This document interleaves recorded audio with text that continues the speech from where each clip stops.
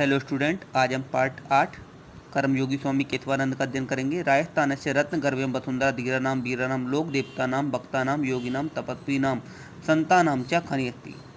राजस्थान की रत्नों से युक्त वसुंधरा भूमि विद्वानों की, वीरों की, लोक देवताओं की, भक्तों की, योगियों की, तपस्वियों की और संतों की खनि अस्थि भूमि रही है।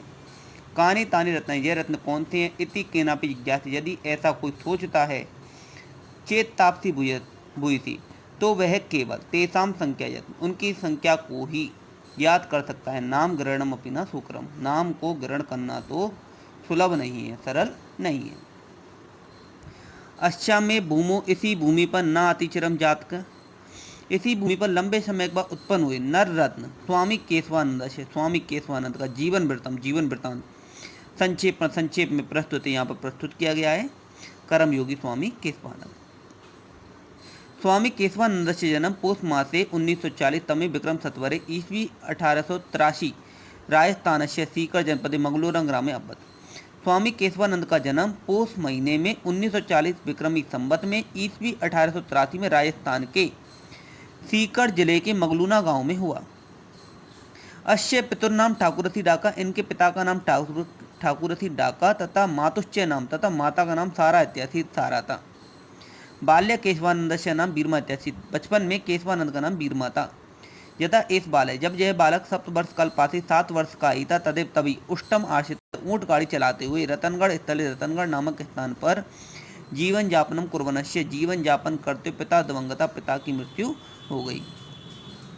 पितु प्राज्ञात, पिता की मृत्यु के बाद प्रागे लगभग विपन्ताया विपत्ति में सृष्टि के साहूकारों के घरों पर गोधूम आदि गेहूं जौ चना इत्यादि को प्रेषणम पीस करके, पात्र मार्जनम बर्तनों को धोकर के, इत्येव आदि भी इत्यादि कार्य को करके, यथा कदाचित जैसे तैसे काल यापनम कुर्वती, काल को व्यतीत करती हुई अश्य बालकश्य बरा की माता, इस बालक की बेचारी माता इदानीम इस समय वैदव्य कारणत विधवा होने के कारण से इतो अपि विपत्तावी, और वैदिक विपत्तियों से ग्रस्त हो गई। उचते ही कावी गया है, छिदेशु अनर्था बहुली भवंती, परेशानियां में परेशानियां बढ़ जाती हैं। इदाने मातु सहयोगा, इस समय माता का सहयोग करने के लिए बीरमा बालक ने गौचारण गाय चराने का कार्य आरंभ कर दिया। तदानीतम इस समय दीनहीन ग्रामीण कृषक वर्ग, श्रमिक मजदूर वर्ग, सामंता नाम सामंत इत्यादि, राजा नवाब इत्यादि, वैदेशिक शासका नाम विदेशी शासकों के, विदेशी राजाओं के, त्रिविधि दास्ता 3 विधाओं वाले दास्ता के पंजरे आवर्तमासी, पिंजरे में बंद थे। विदेशी राजाओं के 3 विधि वाले दास्ता पिंजरे में बंद थे। रौरव नरक प्राय ही तेसाम जीवनम आसीत, रौरव नरक के समान ही उनका जीवन था। अयम पुनः, जो कि द्वारा से गंडस्य ऊपरी पिट का समर्थ, जो कि फोड़े के ऊपर फोड़े के समान हो गया था। यत भयंकर दुर्भिक्ष काल समापना, उसी समय भयंकर दुर्भिक्ष काल अर्थात अकाल आ गया, जो कि छपनी अकाल इति कुख्यात विक्रमी 1953 तमस्य तस्मिन दारुणे दुर्विच्छे प्राण धारणम अपि दुष्करम। छपनी अकाल के नाम से कुख्यात विक्रम संवत 1983 में आए हुए इस भयंकर अकाल में प्राणों को धारण करना भी दुर्भर था, कठिन था, क्योंकि चतुर्दशी चारों दिशा में जल एवं जल नहीं था, अन्न एवं अन्न भी नहीं था, और तृण एवं और घास भी नहीं थी।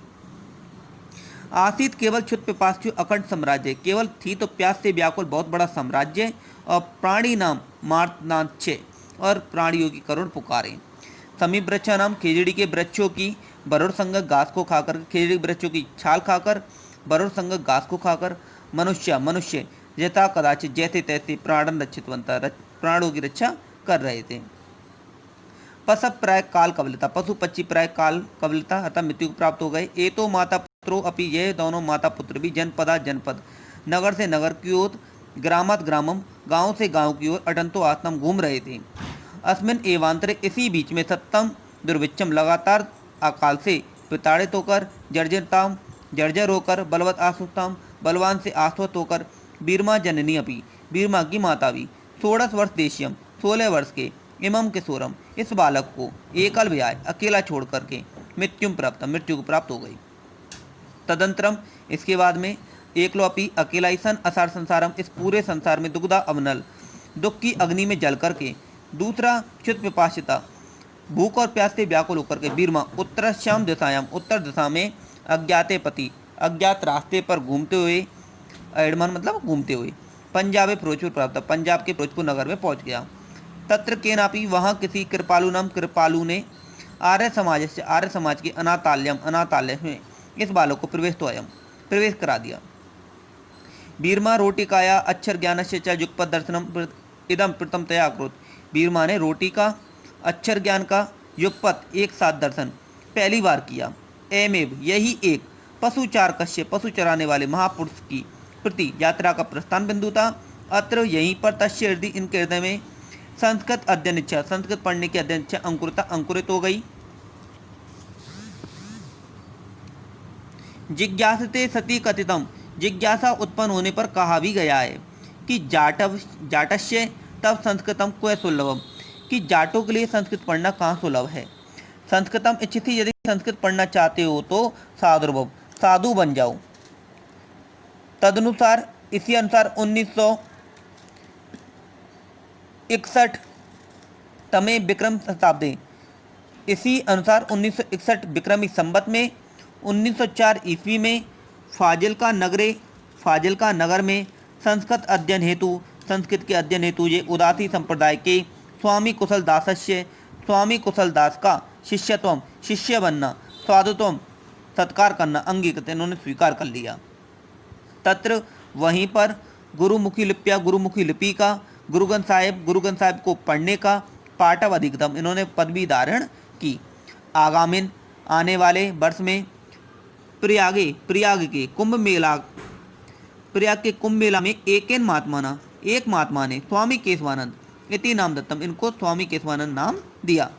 गुरुवाज्ञा, गुरु से आज्ञा लेकर संस्कृत अध्ययन आए, संस्कृत का अध्ययन करने के लिए। हरिद्वारे अमृतसरे च औषितम, जे हरिद्वार से अमृतसर पहुंच गए।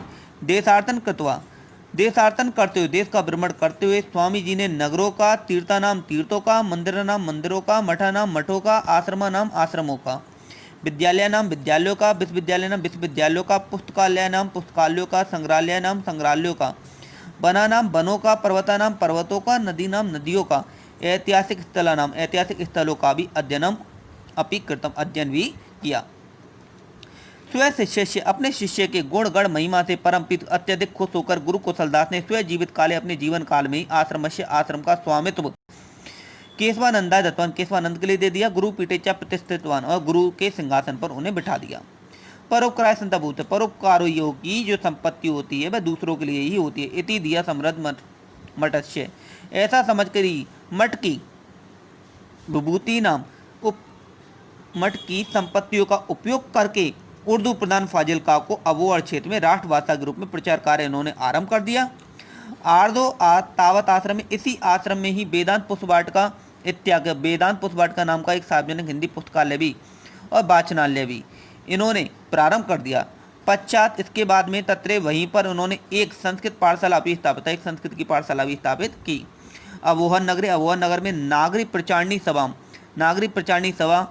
प्रारंभ की गई। जन सहयोग करने के लिए साहित्य सदन अबोहर नाम की संस्था भी आरंभ की गई, जो कि रविन्द्रनाथ टैगोर के शांति निकेतन के समान थी। जनमाध्यमिन, जिसके माध्यम से ग्रामीण क्षेत्रों में 25 विद्यालय, चल पुस्तकालय, साहित्य प्रकाशनाएं, साहित्य प्रकाशन, दीपक प्रेस इत्यादि की स्थापना की गई। साहित्य सदन में स्वामी जी ने 30तम अखिल भारतीय हिंदी साहित्य सम्मेलन भी आयोजित किए।